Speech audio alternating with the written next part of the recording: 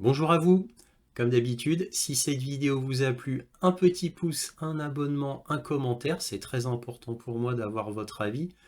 Et aussi, cela me permet d'être plus visible sur les plateformes, les algorithmes marchant ainsi.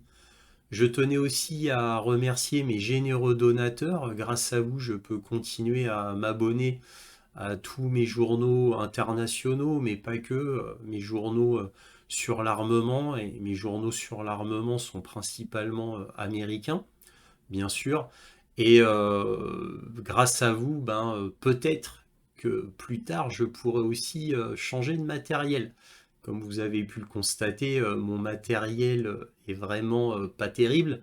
Hein, c'est des vidéos très amateurs que je fais et peut-être que plus tard, je pourrais avoir du meilleur matériel. En tous les cas, merci à vous tous, merci de votre soutien à cette chaîne. Donc là, c'est le point sur l'Ukraine du 14 octobre 2023 avec comme titre La Russie lance la plus grande offensive de ce conflit. Et aussi, secondairement, la Chine ne vend plus de drones à l'Ukraine. Comme d'habitude, cette vidéo est en trois parties. On a les informations générales qui seront suivies de ma conclusion. Et enfin, la carte militaire afin que vous sachiez ce qu'il se passe sur le terrain. Voilà. Donc là, on va commencer par les informations générales, ce qu'il se passe grosso modo sur le front. Alors, ce qui se passe grosso modo sur le front, c'est dans le titre, c'est la grande offensive russe qui a commencé et qui n'a pas la forme qu'on pourrait penser. Les Russes ont décidé de lancer une grande offensive, mais sur toute la ligne de front, c'est-à-dire environ 900 km. Alors ils peuvent se permettre cela parce que les forces russes en Ukraine sont environ de 500 000 soldats à 600 000 soldats. Le colonel McGregor, lui, va jusqu'à 700 000, voire même plus, 800 000. Je pense que c'est un peu exagéré parce que moi, d'après tout ce que je lis, je dirais que plus vraisemblablement les forces russes sont vers 550 000.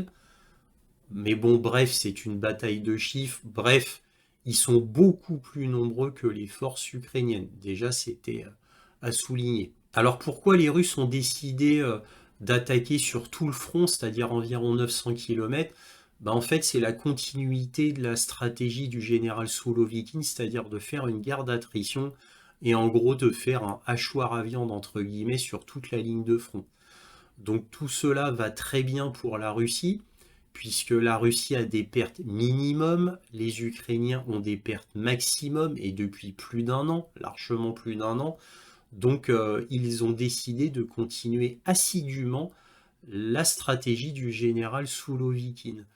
Alors maintenant, peut-être qu'à un moment donné, ils vont quand même faire une grande offensive sur un point du front, ce qui est tout à fait possible, parce que je vous rappelle l'angoisse du ministre de la Défense ukrainien qui l'a encore répété il y a peu, puisque maintenant il y aurait entre 120 000 et 150 000 hommes qui attendent dans l'oblast de Kharkov et dans l'oblast de Lugansk, c'est-à-dire en gros la région qui entoure Kupiansk, pour faire vraiment très simple, hein. Je ne vais pas nommer toutes les villes du nord parce que peu les connaissent. Kupiansk, c'est beaucoup plus connu. Bref, dans ces eaux-là, c'est-à-dire la zone qui va de Sivelsk, la ville de Sivelsk, à Kupiansk.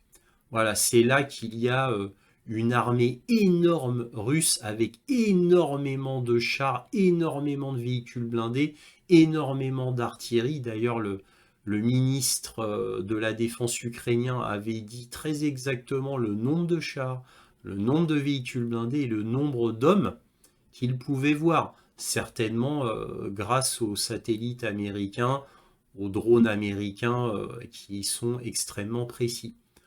Bref, donc les Russes ont décidé de faire ça, mais encore une fois, je le répète, c'est très important. Ça ne veut pas dire qu'il n'y aura pas la grande offensive tant attendue, qui apparemment devrait se faire dans le nord, puisque évidemment tous ces soldats russes ne vont pas attendre éternellement. Donc là, je suppose que cette attente qui maintenant s'étend vraiment sur des semaines et des semaines, certainement parce que l'armée russe n'était pas prête dans le nord. Il manquait peut-être des munitions, des équipements. Il voulait peut-être renforcer déjà cette armée qui était déjà présente et qui fait l'angoisse de Kiev depuis des semaines et des semaines. Bref, voilà pourquoi l'armée russe peut toujours faire une grande offensive dans le nord. En tous les cas, ils ont décidé de mener une grande offensive pour l'instant sur tout le front, donc ils avancent en gros, en moyenne, de quelques centaines de mètres environ tous les 2-3 jours. Donc c'est une avance qui est très lente, mais qui encore une fois correspond très bien à la stratégie Soulovikine, c'est-à-dire d'avancer lentement pour avoir le minimum de pertes humaines et matérielles possible, et en faisant le maximum de pertes ukrainiennes, puisque les Ukrainiens, ils n'arrêtent pas, toujours, même s'il y a toujours cette cette pause, on peut dire que c'est une pause ukrainienne dans le sens qu'ils ne font plus de grande offensive depuis longtemps. Maintenant, ils font des offensives perpétuelles, mais par petits groupes. Ils se font invariablement massacrer. Ça n'a aucun intérêt, ça n'a aucun sens. Toujours, comme je le rappelle toutes les semaines, sans véhicules blindés, hein, donc sans véhicules blindés d'infanterie, sans chars, sans appui aérien. Ça n'a aucun sens, c'est totalement absurde. Mais il le continue quand même. Alors ça me désole, hein, parce que ça n'a aucun sens, à part un seul sens, qui est de faire de la communication à l'international juste pour montrer qu'ils existent. Alors tout ça prouve évidemment que l'Ukraine n'a plus de force, est totalement épuisée, n'a plus rien. Là, ils veulent envoyer des femmes enceintes au front. Alors déjà des femmes, ça bien sûr, mais même les femmes enceintes, voilà, donc ça c'est avéré, je vous l'ai prouvé la semaine dernière. Même les handicapés mentaux, alors légers évidemment, même les handicapés physiques, moteurs, mais légers bien évidemment aussi, même ceux qui ont des maladies, chroniques ou non, plus ou moins graves, tant que ça leur permet de tenir un fusil et d'avancer sur le front, ils envoient. Voilà. Tout ça, je vous l'ai démontré, hein. C'est des documents, des articles du New York Times, du Washington Post, du Ukrainska Pravda, The Kyiv Independent. Je vous ai montré tout cela. Donc, bon, aussi, je vous ai aussi montré que c'était la fin de l'Ukraine. C'est d'autant plus la fin de l'Ukraine que Zelensky est en train de mendier partout, du financement et des armements, puisque pour l'instant, il n'a plus rien. Il n'a plus rien. Donc là, il est en panique, il est en mode panique, Zelensky. Donc évidemment, c'est la fin. Ça tombe très très mal pour lui, cette attaque du Hamas en Israël, puisque évidemment, on ne parle plus de l'Ukraine. Et comme toute la stratégie de Zelensky, c'est de la communication, voilà, pour que les États-Unis ne perdent pas trop la face, rapidement tout du moins. Ils la perdront de toute manière, mais pas trop rapidement. Bref, je digresse. Là, pour revenir quand même au front, je vais vous montrer une carte d'Avdiivka afin que vous puissiez voir là où ça chauffe le plus, parce que oui, c'est dans la forteresse d'Avdiivka c'est que là où ça chauffe le plus. Donc je vais vous parler d'Avdiivka, je vais vous montrer une carte et je vais vous montrer un article du New York Times qui parle très rapidement d'Avdiivka parce que c'est là que ça se passe, c'est là où ça chauffe le plus. Donc Avdiivka, c'est quoi? Petite présentation. C'est la plus grosse forteresse qui est présente sur le front. Les autres forteresses importantes qui ne sont pas sur le front, c'est Kramatorsk et juste à côté Slaviansk. Voilà, je vais vous montrer maintenant Avdiivka. Alors voici une carte qui a été faite par les Russes et qui vous montre la région d'Avdiivka avec la ville d'Avdiivka qui est là. Et là, vous pouvez voir l'avancée russe, l'avancée qui s'est faite en 2 jours. Alors la carte date du 12 octobre, très exactement, et voici l'avancée qui s'est faite en 2 jours, d'après ce que j'ai compris. Donc comme vous pouvez le voir, il y a une réelle avancée russe, et encore une fois, je le répète, 2 jours. En 2 jours, c'est extrêmement peu, donc on sent l'offensive russe ici. Donc là, vous voyez la ville d'Avdiivka. Alors en bleu, évidemment, c'est les forces ukrainiennes qui résistent. Et bien sûr, en rouge, ce sont les forces russes qui poussent. Donc la route d'Avdiivka principale qui est par là, il y en avait une autre par là, mais elles ont été bloquées par des tirs d'artillerie. Vous voyez qu'Avdiivka, ça fait très longtemps, très très longtemps, des mois et des mois qu'elle est dans un chaudron. Alors, il n'y a pas un encerclement complet, mais ça ne saurait tarder. Donc, c'est une énorme forteresse, c'est la plus grande connue sur le front. Voilà, et à mon avis, c'est la plus grande, même par rapport à Kramatorsk. Kramatorsk, pour moi, c'est une très grande forteresse, mais on ne sait pas ce qu'elle vaut pour l'instant. Avdiivka, c'est la plus puissante des forteresses, de toutes celles que je vous ai citées qui sont sur le front. C'est la plus puissante, très largement, même beaucoup plus puissante que Mariupol. Donc là, faut pas oublier qu'Avdiivka, elle a été fortifiée pendant 8 ans. Alors j'ai vu des documents qui en attestent, des documents russes bien sûr. Donc Avdiivka a été extrêmement fortifiée. Donc elle a des souterrains, elle a d'énormes stocks, et c'est pour ça qu'elle tient si bien, malgré qu'elle ne soit plus approvisionnée depuis des semaines et des semaines, pour ne pas dire 2-3 mois. Voilà. Donc voilà ce qu'on pouvait dire sur Avdiivka en carte. Maintenant, on va juste regarder un petit article du New York Times, et enfin on va passer aux autres informations. Alors voici un article du New York Times qui date du 11 octobre. Et que dit-il? Les Russes lancent des attaques le long de la ligne de front dans l'est de l'Ukraine. Cette intensification de la poussée est l'une des rares opérations offensives de la Russie depuis des mois, alors qu'elle tente de s'emparer de terres dans les régions ukrainiennes qu'elle prétend avoir déjà annexées. Alors j'aime bien le prétend, mais ça va avec, on va dire, l'esprit du New York Times. Faut pas oublier. Regardez ce qu'on voit dans les onglets, la fierté et le pathétique de la Russie. Les troupes d'élite ukrainiennes. Vous voyez, donc c'est le New York Times. Ça reste quand même un outil de propagande américain. Il ne faut pas l'oublier. Bon bref, donc même le New York Times, là, le 11 octobre, a parlé d'Avdiivka, parce que c'est là que ça se passe pour l'instant, jusqu'à ce que peut-être dans quelques temps on reparlera de la région d'Orirov, qui est la région là où il doit y avoir normalement la grande percée ukrainienne. Percée qui n'arrivera jamais, bien entendu. Bref, je voulais vous montrer cet article du New York Times, juste pour vous souligner que c'est là que ça se passe, voilà, ces derniers jours. Mais bon, évidemment, il va y avoir un autre événement qui va chasser le précédent comme d'habitude. Alors sans transition, un autre fait qui est notable, toujours du New York Times, la Russie frappe les ports ukrainiens pour la deuxième journée consécutive, selon des responsables ukrainiens. Les ports ont été régulièrement frappés par des missiles et des drones par les forces russes, dans le but de réduire le commerce céréalier vital du pays avec le monde extérieur. Alors ça, c'est entièrement vrai. C'est exact. Alors moi, je vous parle pas vraiment de ces événements parce que les Russes bombardent les ports ukrainiens là maintenant très régulièrement. C'est devenu des non-événements. Bon, là, comme il se passe assez peu de choses en Ukraine, bah, le New York Times a décidé de parler d'Avdiivka et du fait que la Russie frappe les ports ukrainiens. Mais bon, ça n'a rien d'extraordinaire. C'est dans la continuité. Alors, sans transition encore, un autre article du New York Times du 11 octobre. Que dit le titre? À l'OTAN, Zelensky obtient davantage d'aide à l'Ukraine alors que les Alliés équilibrent leur soutien à Israël. Deux choses dans le gros titre. Zelensky obtient davantage d'aide à l'Ukraine.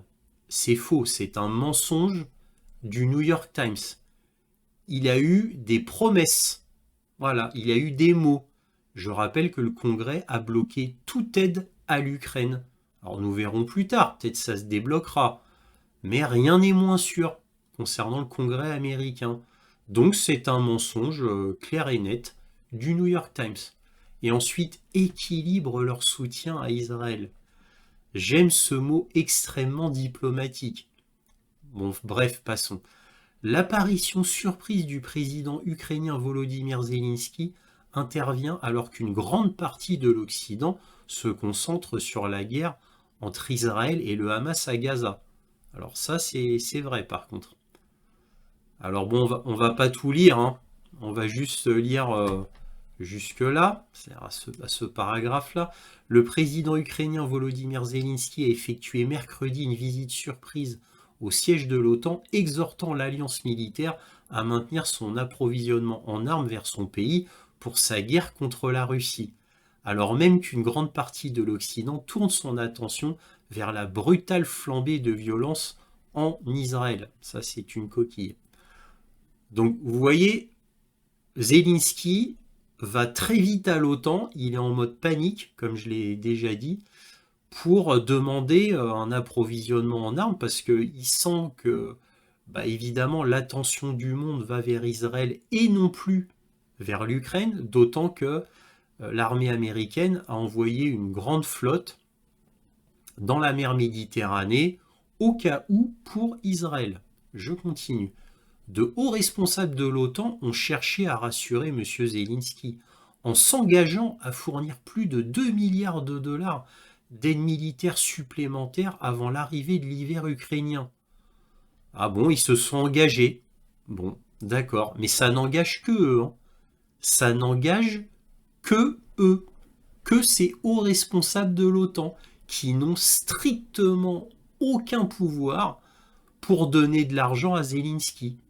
L'OTAN n'a aucun pouvoir. Alors, évidemment, ils ont de l'influence, mais ils n'ont aucun pouvoir. Le Congrès doit décider, et seul le Congrès peut débloquer cet argent. Alors maintenant, une citation. Votre combat est notre combat, votre sécurité est notre sécurité et vos valeurs sont nos valeurs, a déclaré Jens Stoltenberg, secrétaire général de l'OTAN, au début de 2 jours de réunion entre les chefs de la défense de l'Alliance. Et nous resterons aux côtés de l'Ukraine aussi longtemps qu'il le faudra. Mais M. Zelensky a déclaré plus tard que, bien sûr, tout le monde a peur, que l'aide de l'Occident diminue à mesure que le conflit entre Israël et le Hamas se poursuit. Alors là, Zelensky, il n'a pas tort, mais vraiment la tirade de Jens Stoltenberg, bah, ça aurait pu être dit par Zelensky lui-même. Zelensky aurait dit exactement la même chose que ça, la même chose que Stoltenberg. Votre combat est notre combat, votre sécurité est notre sécurité et vos valeurs sont nos valeurs. Vraiment, bon, c'est un slogan marketing, évidemment qui ne veut rien dire, qui est outrancier, c'est un mensonge clair et net, bien évidemment, c'est ridicule. L'Ukraine, tout le monde s'en fout en réalité. C'est les États-Unis qui s'accrochent à l'Ukraine, non pas parce qu'elle en a besoin, mais parce qu'il y a des multinationales qui ont, on va dire, des intérêts là-bas très importants, dont Joe Biden et son fils Hunter Biden. Ne l'oublions pas. Faut pas oublier évidemment toutes les terres possédées là-bas par la fondation Bill et Melinda Gates, BlackRock et Monsanto. Hein. Faut pas oublier que beaucoup des céréales ukrainiennes en fait appartiennent aux Américains. Ça c'est un petit détail quand même qu'il faut rappeler. Bon bref, c'est de la plus haute hypocrisie et c'est un mensonge sans vergogne le fait que la sécurité de l'Ukraine soit la sécurité de l'Europe. Bref, on va passer à autre chose. Alors là maintenant on va regarder un article de Newsweek qui est extrêmement intéressant, vous allez voir par vous-même, qui date du 2 octobre, et regardez le titre. Comment la Chine a coupé l'une des armes les plus importantes de l'Ukraine. Et vous allez voir de quelle arme il parle. L'Ukraine a du mal à s'approvisionner en drones et pièces de drones auprès de fournisseurs chinois en raison des nouvelles restrictions de contrôle des exportations imposées par Pékin, suggère une nouvelle analyse. La guerre des drones est devenue un facteur décisif dans la guerre en Ukraine, les deux camps ayant largement déployé des engins commerciaux et civils sans pilote sur le front. Kiev perd environ 10 000 drones par mois selon une analyse du Royal United Services Institute, donc c'est le RUSI, un groupe de réflexion britannique, alors le RUSI, je vous en ai déjà parlé à maintes reprises, évidemment ça fait très longtemps que je vous avais annoncé la perte d'environ 10 000 drones par mois, donc des drones ukrainiens qui sont perdus à cause principalement des brouillages électroniques russes.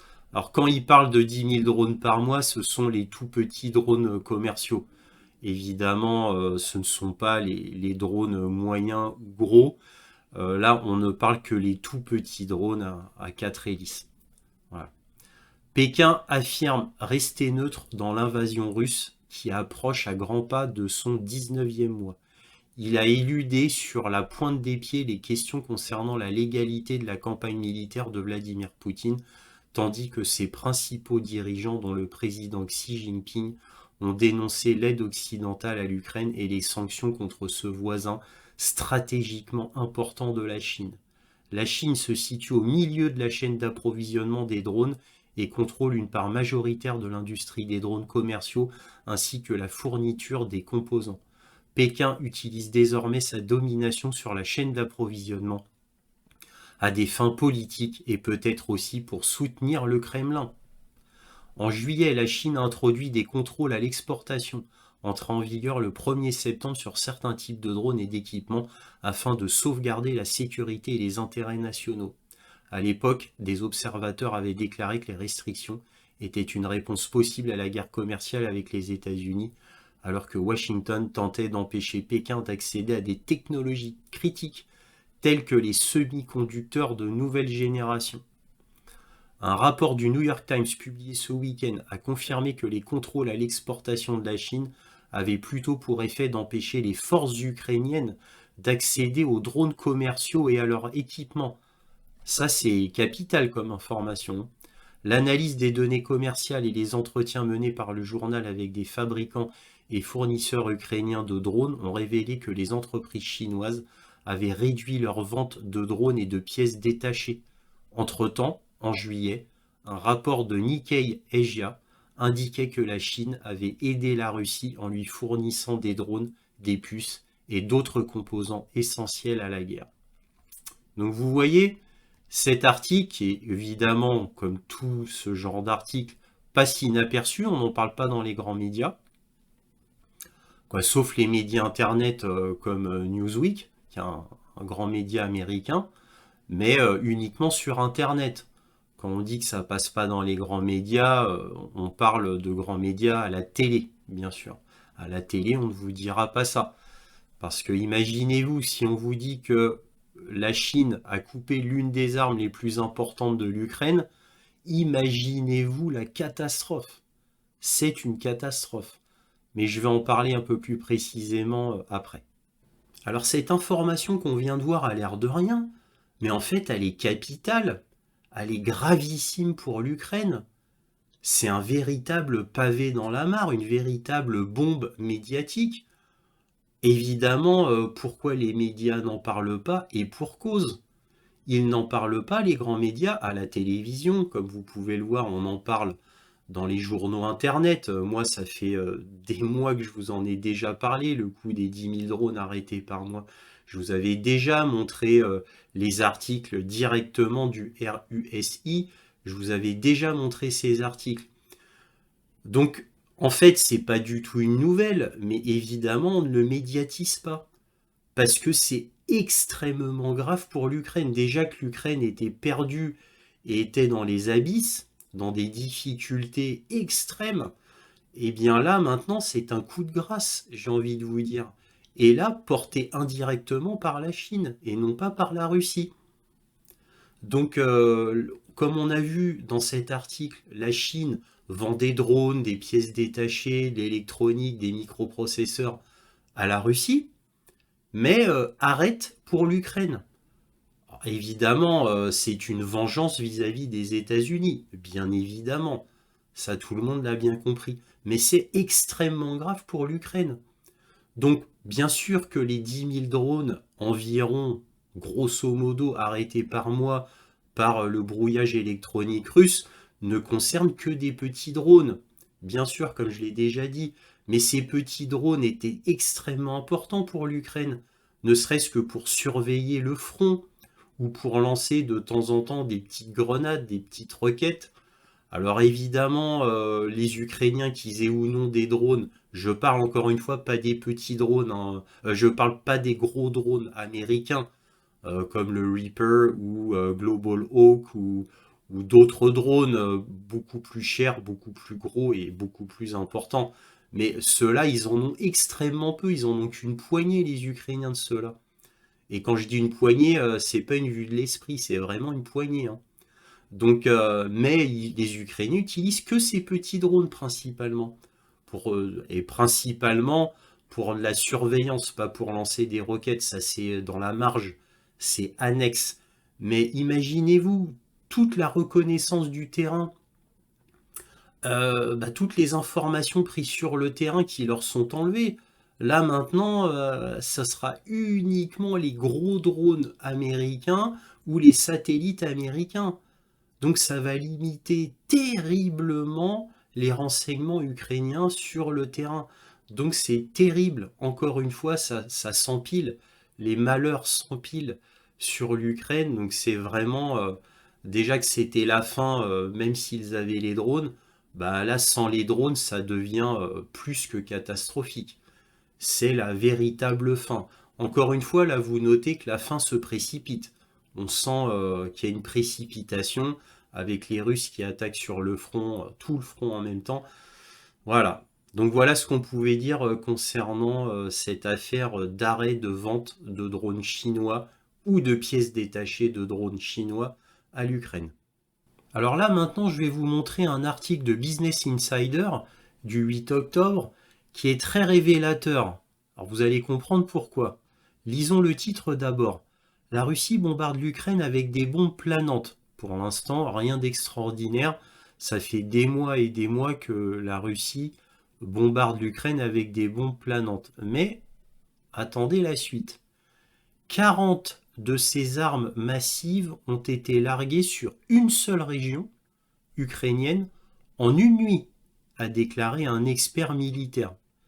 Donc ça, c'est très révélateur, parce que ça veut dire que les Russes ont énormément de bombes planantes, et bien sûr, ils les ont utilisées depuis des mois et des mois, des bombes de 200 kg, de 500 kg et de 1500 kg. Donc les FAB 200, les FAB 500 et les CAB 1500.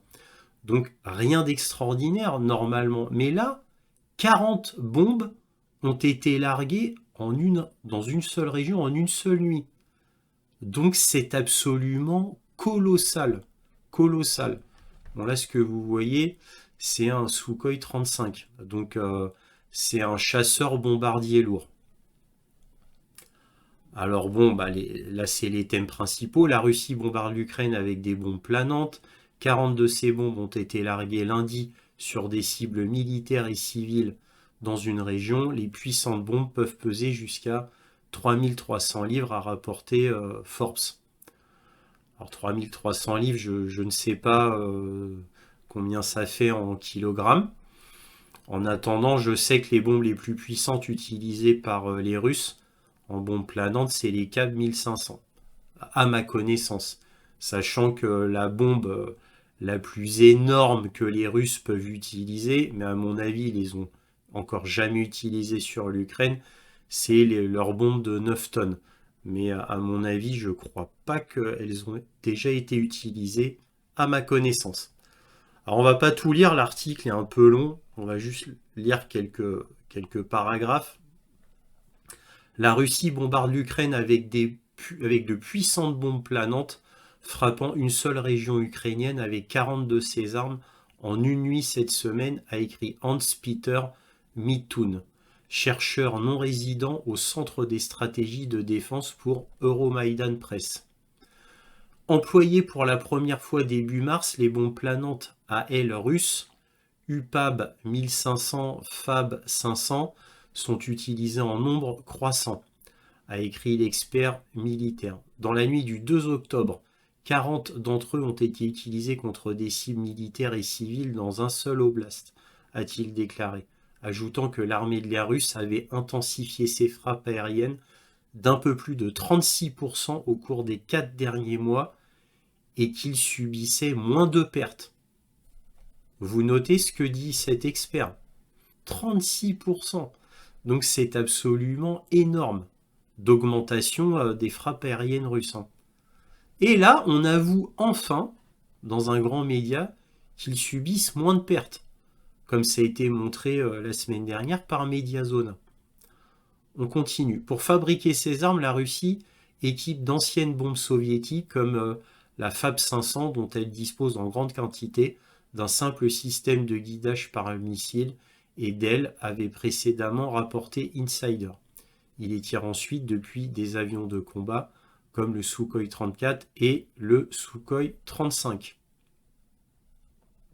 Les bombes peuvent être tirées à de plus longues distances, atteignant des cibles situées jusqu'à 30 ou 45 miles de distance, a rapporté The Telegraph.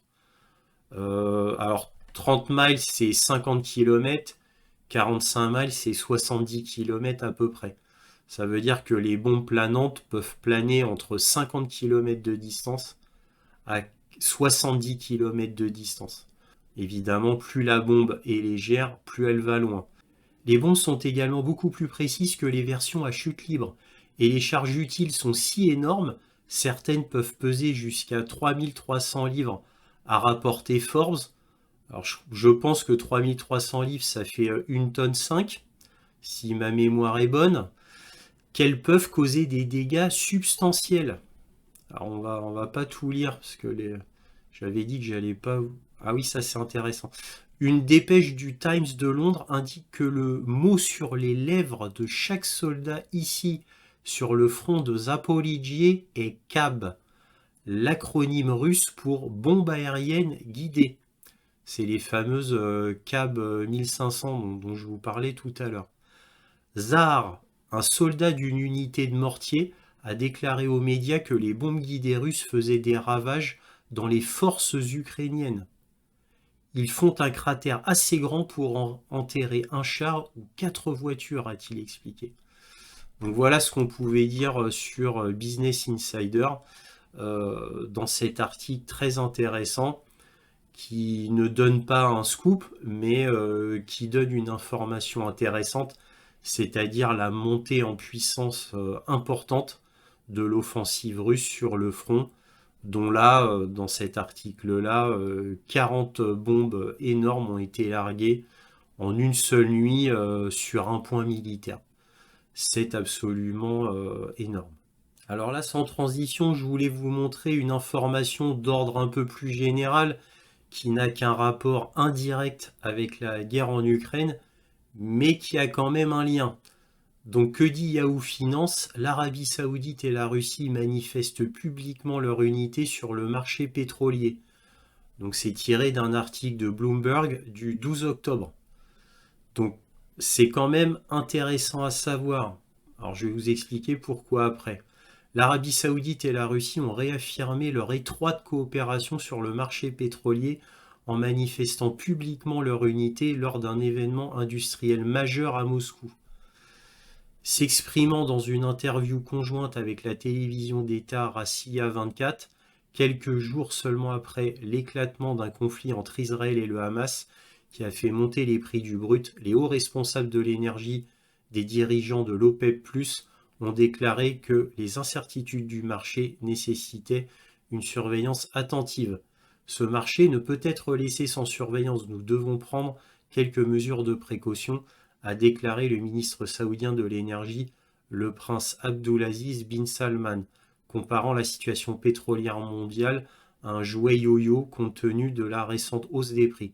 Nous ne pouvons pas laisser cela au hasard, nous devons agir de manière préventive, surtout compte tenu des défis multiformes.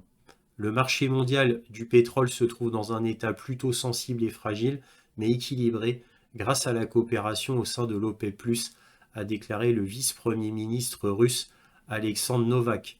Cet équilibre pourrait être affecté par le ralentissement de la croissance mondiale, en particulier dans les pays émergents, a-t-il déclaré. Les deux pays procèdent actuellement à des réductions supplémentaires de leur approvisionnement. Vous savez ce que ça veut dire, ça. au-delà de celles convenues par l'Organisation des pays exportateurs de pétrole et ses alliés, pour éviter que le marché ne devienne excédentaire. Sans les restrictions de production de l'OPEP+, le pétrole serait tombé à environ 50 $ le baril, a déclaré mercredi le président russe Vladimir Poutine, contre le niveau actuel d'environ 85 $ à Londres. Évidemment, là, le baril du pétrole ne cesse d'augmenter. Alors, les deux pays procèdent actuellement à des réductions supplémentaires de leur approvisionnement. Ça fait au moins 3 fois qu'ils réduisent la production de pétrole pour faire augmenter les prix du pétrole. Voilà, et comme la Russie et l'Arabie Saoudite sont parmi les plus gros producteurs de pétrole, eh bien, en gros, ils contrôlent le monde, hein. Si eux deux se jouent les alliés, ben voilà ce que ça donne, hein. Donc, le prix du baril du pétrole va augmenter. Certains experts disent si ça continue comme ça pourrait atteindre 150 $, pourquoi pas. Alors évidemment, un baril à 150 $ changerait un petit peu la face du monde. Ça rendrait les pays producteurs de pétrole extrêmement riches, la Russie aussi. Donc ça permettrait pour la Russie de continuer la guerre, mais alors très très très facilement avec l'Ukraine. Et un dernier petit détail comme ça en passant, les deux seuls gros producteurs de pétrole mondiaux occidentaux, ben, ce sont les États-Unis et le Canada, c'est tout. En parlant des plus gros producteurs de pétrole dans le monde. Côté occidental, il n'y a que ces deux pays, États-Unis, Canada. Voilà, faut quand même garder ça en tête, hein. Alors la conclusion pour l'Ukraine, sachant tout cela, eh bien la conclusion est sans appel, hein. L'Ukraine, c'est fini. Donc pour plusieurs raisons. Donc le Congrès américain qui refuse le paiement pour l'Ukraine pour l'instant, même si évidemment en marge il y a toujours une alimentation financière de l'Ukraine minimale, bien évidemment, comme il y a toujours une alimentation minimale de l'Ukraine militairement. Évidemment, quand même, il y a un soutien des États-Unis et de l'Union européenne qui continue, mais il a été fortement dégradé. Fortement dégradé. Là où il y a eu l'arrêt complet côté américain, c'est pour les futurs paquets financiers et militaires. C'est surtout ça, pour les futurs paquets. Ce qui a déjà été prévu, bah, c'est en train d'être livré, bien sûr, mais ça ne cesse de diminuer pour l'Ukraine. Bon bref, l'Ukraine, c'est une histoire qu'on ne peut pas déjà mettre derrière nous. Mais voilà, c'est fini pour l'Ukraine, tout le monde le voit, tout le monde le sait, c'est devenu flagrant, évident. Bon, Zelensky, il a beau se démener un peu partout pour quémander du financement, de l'armement, essayer de se mettre aux côtés d'Israël pour encore exister médiatiquement, parce que évidemment, même Zelensky a bien précisé que le fait que l'Israël monopolise les médias, tout cela n'avance pas évidemment les affaires de l'Ukraine en attendant. Donc il y a une désespérance de l'Ukraine, du peuple ukrainien, et bien évidemment cela veut dire que le moral des soldats ukrainiens qui étaient déjà au plus bas, maintenant est complètement à terre, bien évidemment. Alors déjà qu'avant Israël, et avant l'histoire du Congrès qui arrête tout pour les futurs financements, déjà que c'était un moral extrêmement bas, imaginez-vous maintenant le moral des Ukrainiens, et particulièrement des soldats ukrainiens. Vous vous doutez bien que déjà qu'il y avait des désertions massives, déjà qu'il y avait des problèmes massifs de recrutement, vous imaginez maintenant. C'est impensable, la situation est absolument impensable et impossible d'ailleurs même pour l'État ukrainien. C'est fini, complètement fini. En plus, pour enfoncer le clou, comme si cela ne suffisait pas, on apprend que la Chine arrête de donner des drones chinois ou même des composants chinois pour la fabrication de drones. Donc on est on part d'une situation qui était catastrophique à une situation qui est encore plus catastrophique. Donc c'est absolument terrible pour l'Ukraine. Que dire de plus? C'est la fin, comme je le répète depuis déjà un moment de mon côté dans les points sur l'Ukraine. Alors maintenant, côté militaire sur place, c'est-à-dire au niveau du terrain, ben évidemment, les Russes avancent, comme je l'avais déjà dit, et là où ça chauffe le plus, c'est sur Avdiivka, qui est la plus grande forteresse sur le front restante.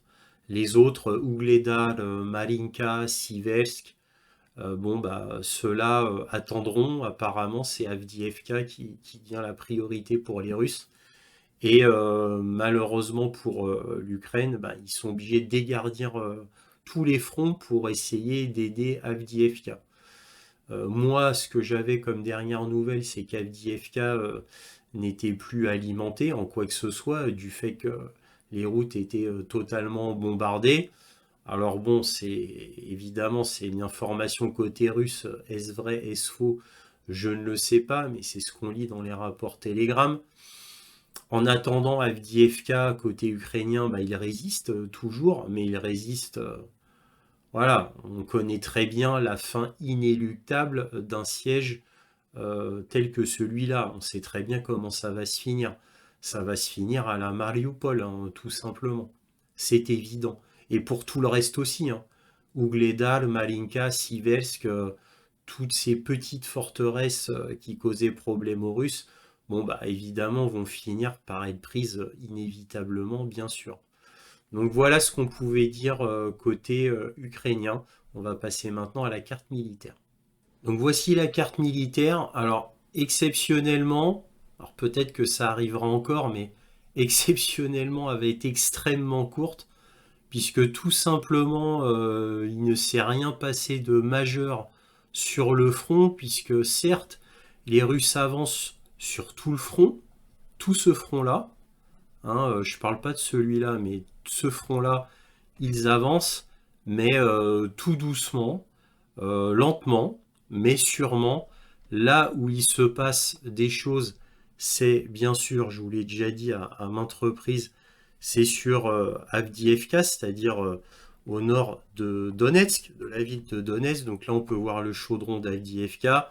Bien évidemment, c'est une carte militaire ukrainienne, comme je vous le dis à chaque fois, donc elle est fausse, surtout sur des points, on va dire, plus médiatisés. Je vous rappelle que Avdiivka, le New York Times en a parlé, comme je vous l'ai montré en début de vidéo. Donc en fait, les Russes sont plutôt ici. Ils ont plutôt une avance comme ça. Tout ça, c'est rose en réalité. Donc voilà, je voulais quand même le dire. Donc Avdiivka, ben, ça fait ça à peu près. Hein. C'est ça la ville d'Avdiivka. Donc c'est là où tout se passe. Et les Ukrainiens dégarnissent des fronts importants, comme le front de la région d'Orirov ici, là où ils avaient fait une petite percée. Donc tout ça, ça se passe dans l'oblast de Zaporijie, qui est ici. Donc ils ont dégarni tout le front ici pour essayer d'aider Avdiivka, ici. Et pareil pour le front un peu plus au nord, donc même côté Siversk, Bakhmut, ils ont pris des forces pour les envoyer aider Avdiivka. Mais bon, de toute manière, ces forces ne pourront pas entrer et se feront évidemment éliminer inévitablement, bien sûr. Parce que imaginez-vous les forces ils se dégarnissent là en ce moment, des forces ici, alors que ça chauffe ici. Ça chauffe quand même, quoi. Ils se battent un petit peu, même s'il y a une sorte de pause côté ukrainien, il y a quand même des combats qui se passent. Et là où il y a un peu plus de combats, c'est vers le village de Rabotino, qui est ici, avec Verbové qui est ici. Mais bon, c'est là où ça se battait un petit peu quand même. Voilà. Mais imaginez-vous s'ils dégarnissent ici. C'est ici qu'il devait y avoir toutes les brigades importantes pour faire la percée sur Tokmak. Imaginez-vous, ils dégarnissent là. Donc qu'est-ce qui va se passer pour le fameux front où ils devaient faire leur percée? Donc déjà, ça veut dire qu'on dit adieu à la percée. Bon, c'était déjà le cas entre nous bien avant. Mais pour les médias, il y avait encore un petit espoir. Et là, maintenant, s'ils dégarnissent ici pour envoyer à Avdiivka, sachant qu'Avdiivka, c'est foutu, bien évidemment. Donc vous voyez le ridicule de la situation. Là, on n'est plus dans le militaire, on parle plus de stratégie militaire. Là, on parle de communication.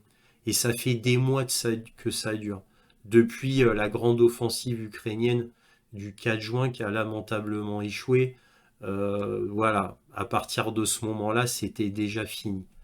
Comme je vous le disais, depuis des mois, bien évidemment. Donc même sur Kupiansk, hein, les Russes avancent toujours, mais je vous l'ai dit au début de vidéo, c'est 200 mètres, voilà, 300 mètres. Ça, mais ça avance, c'est incrémental, ils avancent tout le temps, mais petitement. Vraiment, ils prennent leur temps. Et enfin, j'en finirai là.